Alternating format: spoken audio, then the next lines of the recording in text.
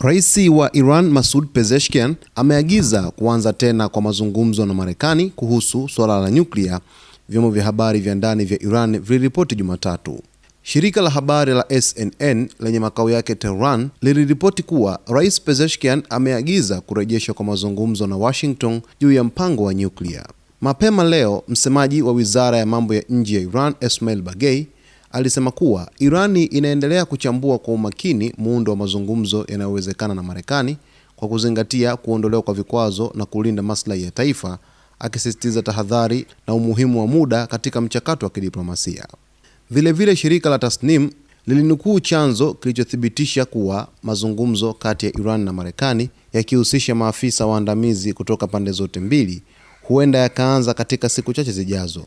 Chanzo hicho kilisema kuwa mahali na muda kamili wa mkutano huo bado haujakamilishwa na mazungumzo yanatarajiwa kufanyika katika ngazi ya waziri wa mambo ya nje wa Iran Abbas Araghchi na mjumbe maalum wa Marekani Steve Witkoff. Araghchi alifanya ziara nchini Uturuki siku chache zilizopita. Wakati huo huo, vyombo vya habari vikinukuu chanzo kutoka utawala wa Marekani kilichozungumza na Axios viliripoti kuwa utawala wa rais wa Marekani Donald Trump uliweka wazi Jumapili kuwa uko tayari kufanya mazungumzo hayo mapema iwezekanavyo, hata wiki hii.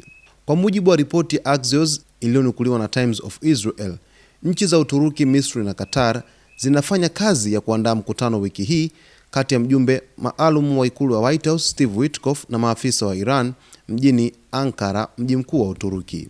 Tehran na Washington zilifanya duru 5 za mazungumzo na njia isiyo ya moja kwa moja kuhusu mpango wa nyuklia wa Iran kabla ya Israel kuanzisha vita dhidi ya Jamhuri ya Kiislamu mnamo Juni 2025, vilivyojumuisha mashambulizi dhidi ya vituo vya nyuklia vya Iran. Mazungumzo hayo yalikuwa yakisimamiwa na Oman na duru ya 6 ilikuwa ipangwe kufanyika mjini Muscat, lakini ilisitishwa kutokana na mashambulizi ya Israel.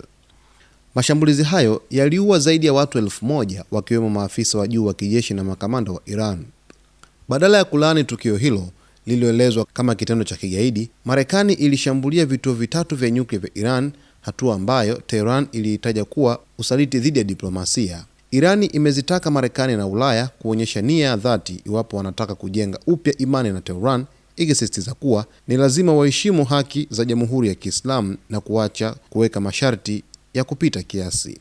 Hatimaye duru ya mazungumzo kati ya Irani na Marekani kuhusu mustakabali wa nyuklia wa taifa la Iran inakwenda kuanza hivi karibuni kutokana na go-ahead ambayo ameitoa rais wa Iran Masoud Pezeshkian.